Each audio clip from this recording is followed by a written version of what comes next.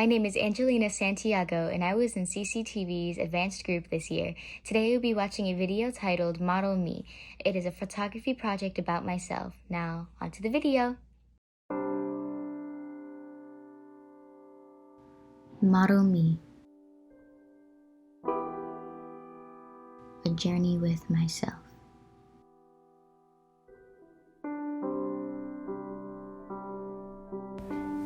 Who am I? What will I become? What defines me as a person? Is it my thirst for knowledge? Does my playfulness or creativity draw people towards me? Or is it the way I view the world differently? My mind spins in circles.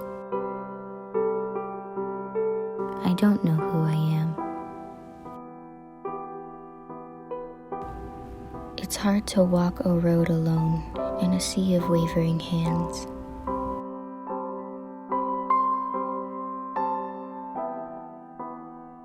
And I understand that in these moments, it's hard to achieve a life so grand.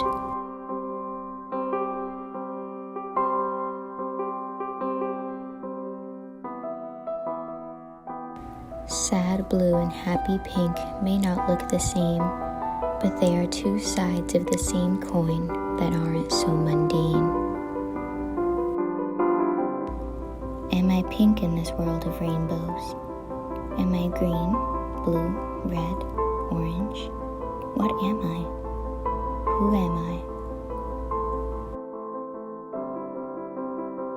I? In my long search for myself, I'll bring some friends along to make it fun.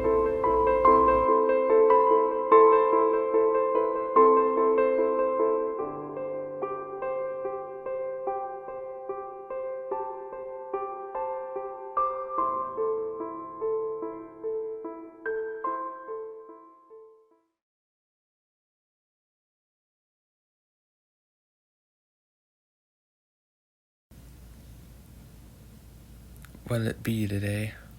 Well, Jimmy, it's a murder, but this one's the mystery to end all mysteries. Would you like to see what we've amassed, sir? No, everything I need to see is right here. Do you see the markings on this person's hand? It appears to be some kind of bite mark. Combine that with the scratches all over, something seems fishy, or rather, beastly. I see what you're getting at, Detective. Oi, look out behind you. Well, they do say the criminal is returns to the scene. Thanks, bud. That was almost bad. I should be getting back to my detective work now.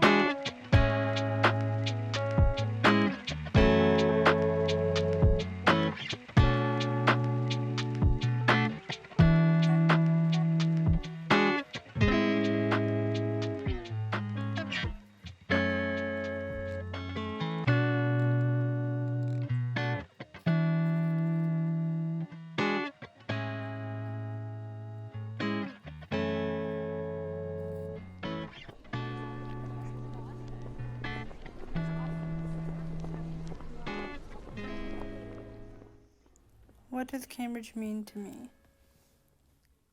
It's home to me, my family, my friends, my schools are here, and there's no other place I'd want to be.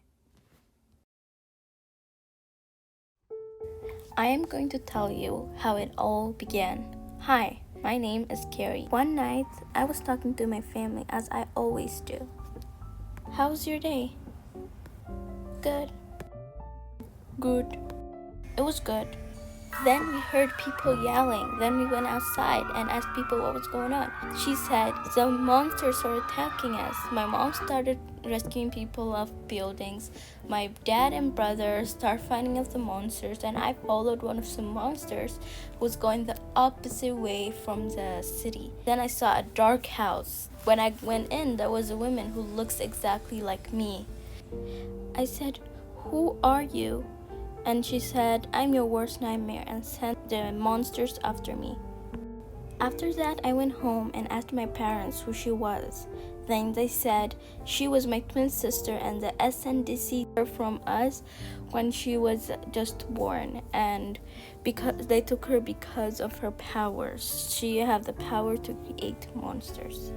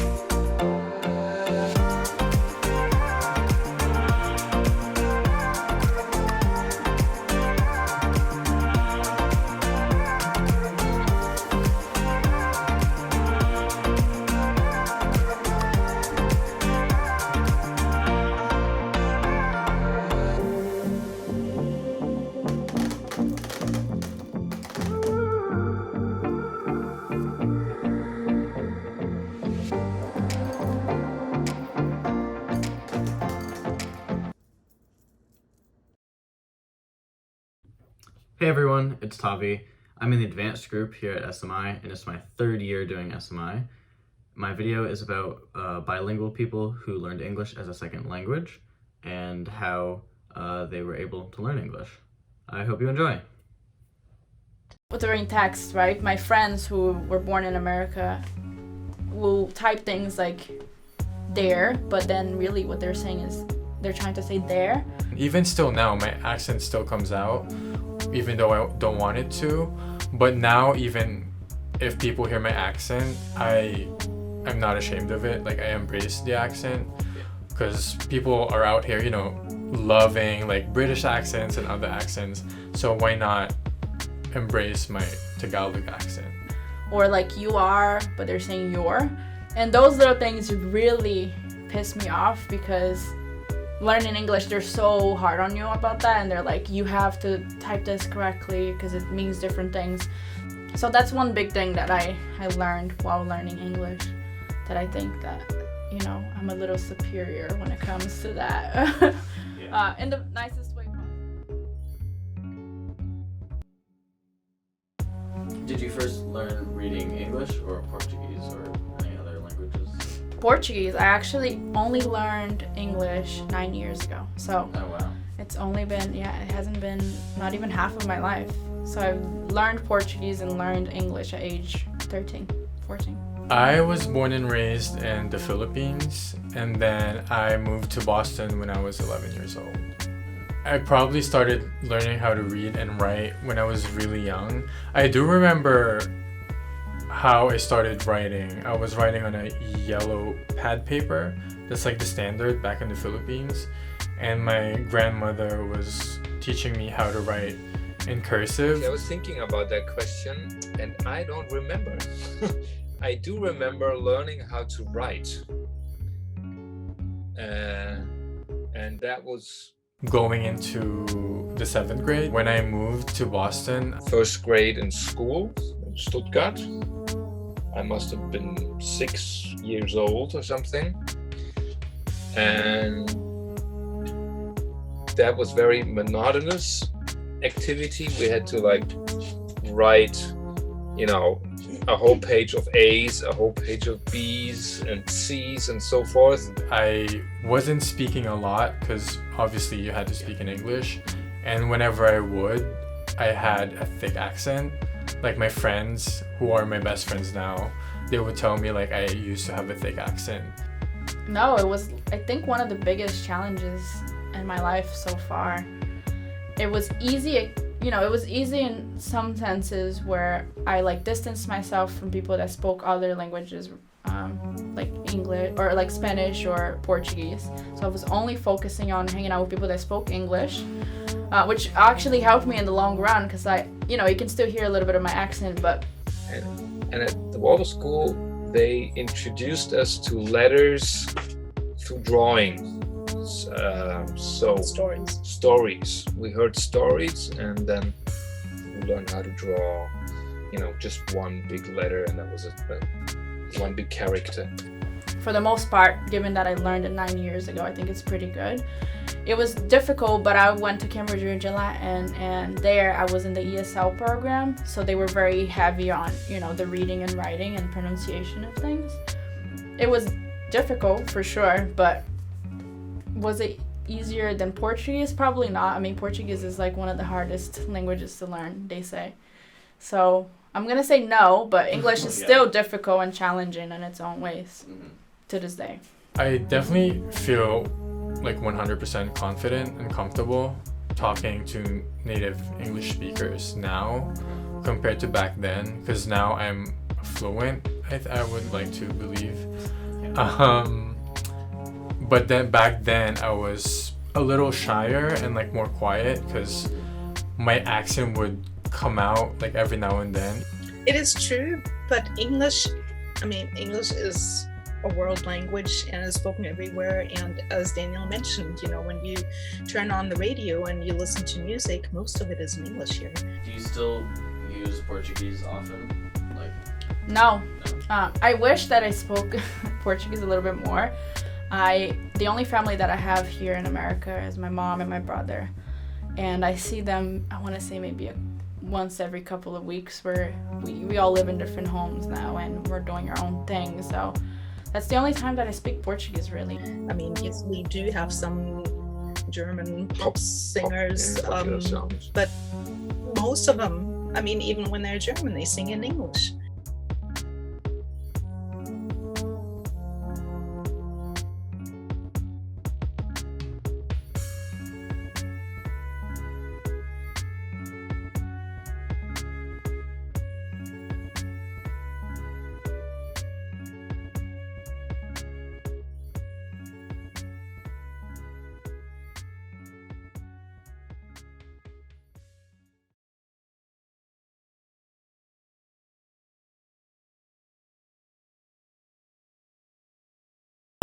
I've been coming to this restaurant for over 15 years. For over 15 years.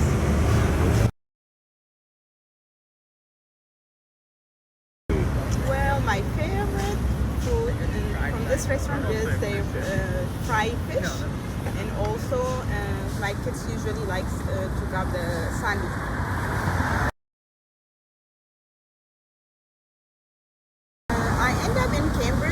I moved from my country from Ethiopia over 25 years ago, so the first time I came in, this is where my sister used to live, so that's how I ended up in Cambridge.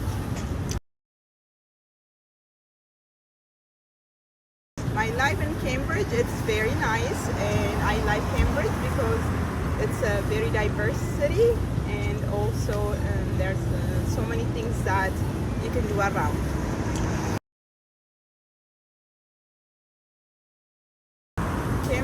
Cambridge special, I believe I will say the diversity of Cambridge. There's so many people that you can meet, and also there are a lot of great opportunities. Cambridge, the one thing that I struggle is buying a house. Like if you want to own a house, I think the price is very expensive. So I guess if I want to buy a house, I would love to live here, but the price tag is very expensive.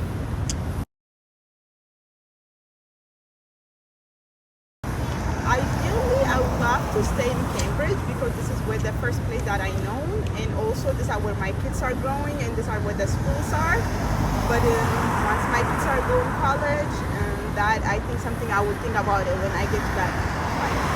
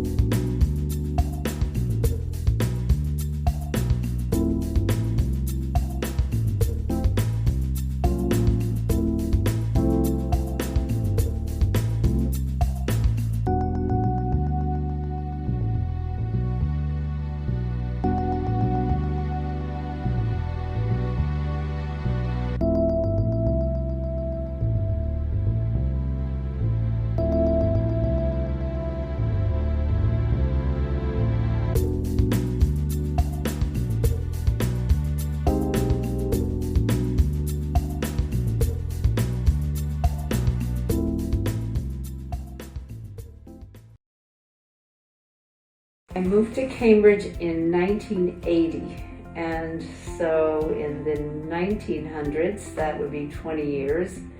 I'd say that's 41 years to move in with my boyfriend.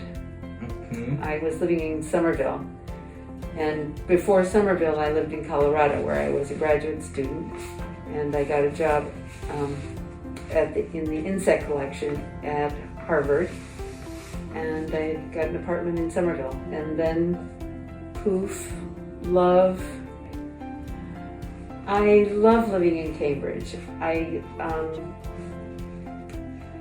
There are a lot of reasons why, and there are a lot of things I don't like so much about Cambridge too, but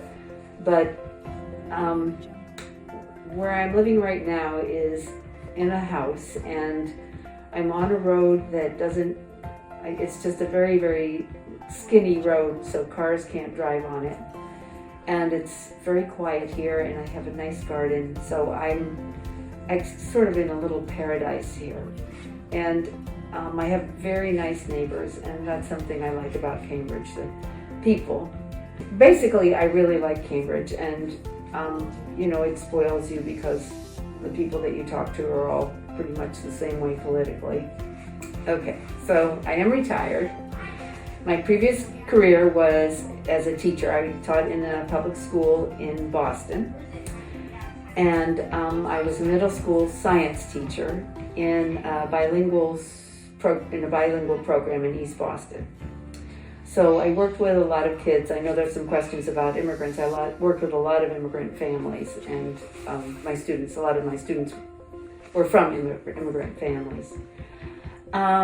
And what am I doing now? Now I am, in the summer I'm gardening, and I also spend a fair bit of time with you and Francis, and as a taxi driver. And I also have a job which is right now on hold, which is to be a mentor of a middle school science teacher in Guatemala. That's an online job, and they just had a staff change, so I'm going to get a new teacher. And I volunteer as a tax aide for AARP. I enjoy learning about other countries and learning about other cultures. Okay, so I'm going to say thank you to you, Kenny, for asking me all these questions. And also for noticing so many things about me that connected me to these questions. And also to CCTV for wanting to know about different people in Cambridge.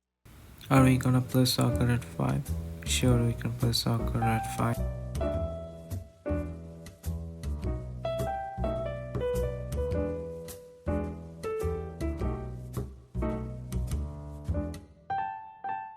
Sorry, I can go play soccer now because it's raining. It's okay, we can play another day.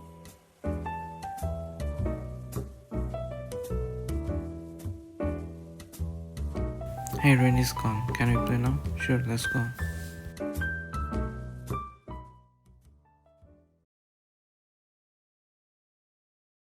Interviews. My name is Abdir Zach. I'm going into 9th grade and I play basketball. Alright, so how'd you get into basketball?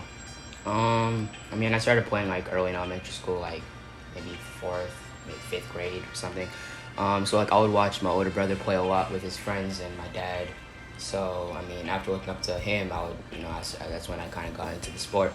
So then I started looking up to the different players in the NBA, and I was like, okay, I want to be like this.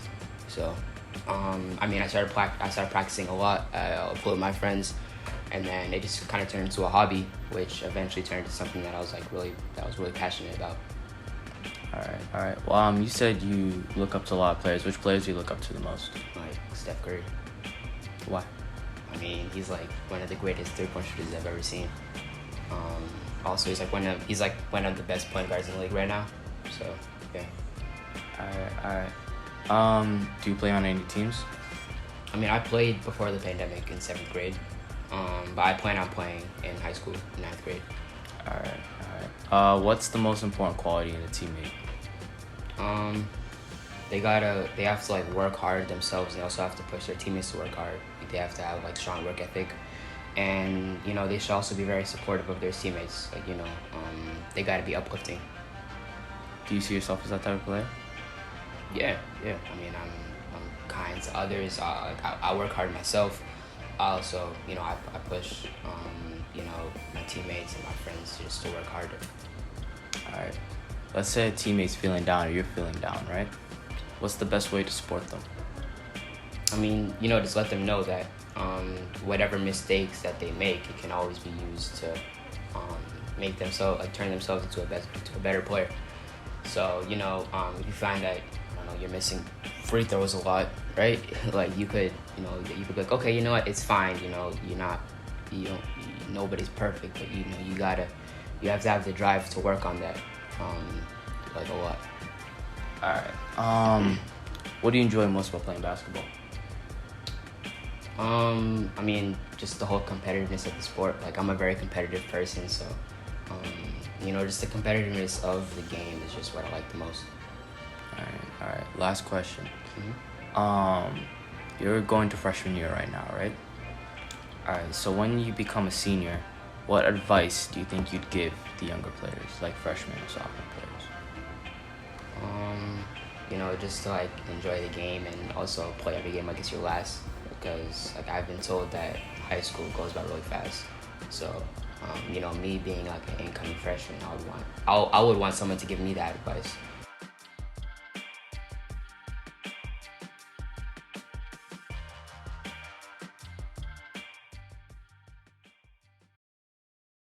Hi, my name is Evan, and I am an advanced SMI student.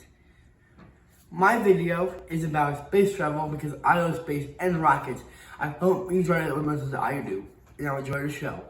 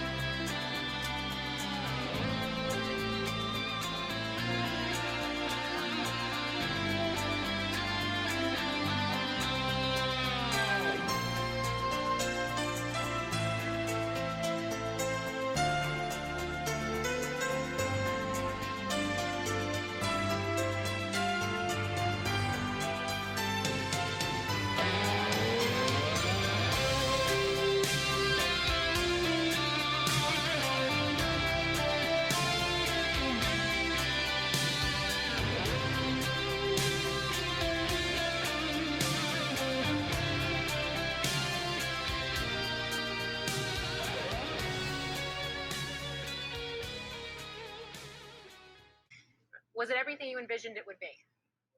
Everything I'd envisioned it would be, and 1,000 times better. I mean, it's absolutely impossible to describe it unless you're actually doing it. And I hope we can get thousands and thousands of people to be able to experience what we experienced today.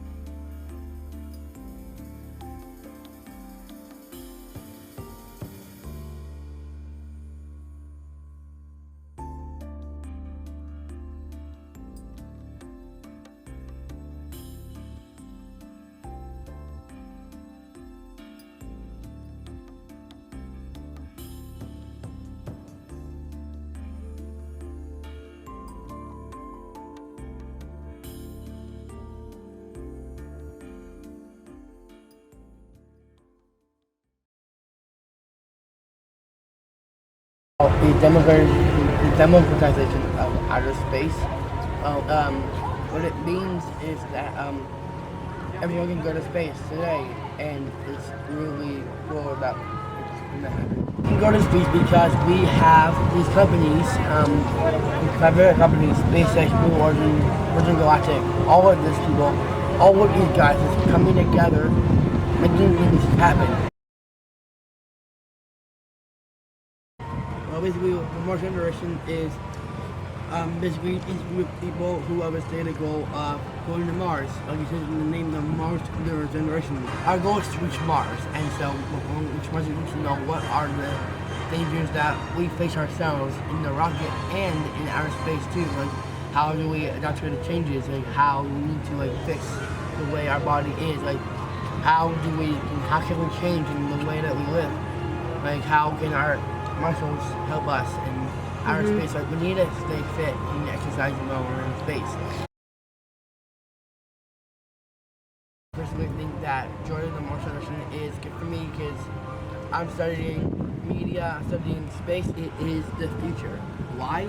Well, as we all know, SpaceX and the CEO, they have a stated goal of reaching Mars, and I personally think myself that that's a great goal, and it's really something that we need to start doing ourselves.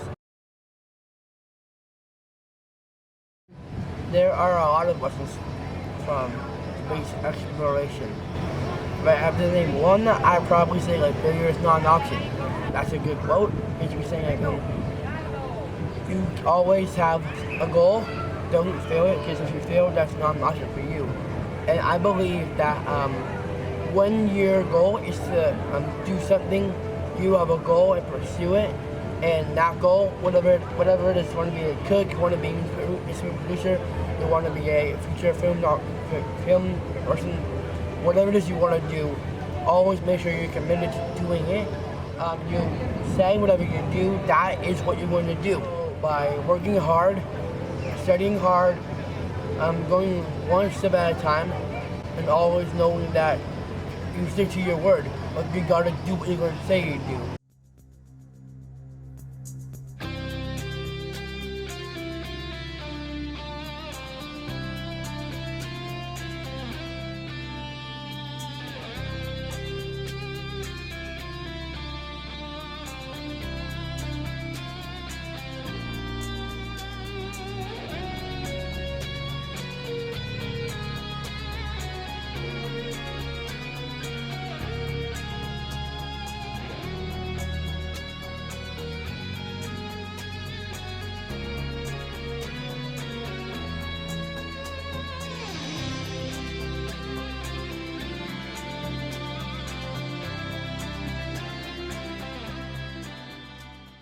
How did you end up in Cambridge? I was born and raised in Cambridge. My mom was also born and raised in Cambridge, and my dad migrated from another country here. What is your life like in Cambridge? My life in Cambridge is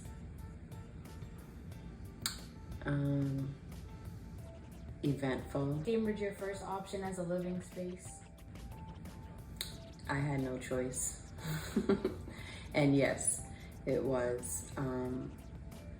I've, after moving out of my parents' place, I felt the need to maintain my residency in Cambridge, because that's what I'm used to and it's where I love to be. If you weren't living in Cambridge right now, where would you choose to live? Not really sure. Maybe I'd travel a little bit, maybe different countries, different states, see what would be most feasible or best fit for myself and my family, and then make a decision from there.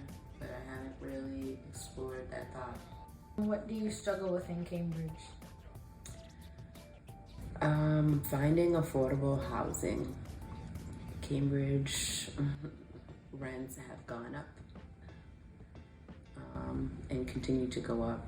And as more resources and buildings and businesses are brought in, the higher it's gonna get. So housing is my struggle. What do you wish was better about Cambridge? I would hope that Cambridge found a way to create more affordable housing for low-income families. And what makes Cambridge special to you? It's the community, the diversity, the kindness, and growing up here and knowing a lot of people, it just kind of feels like everyone is family. We all get along.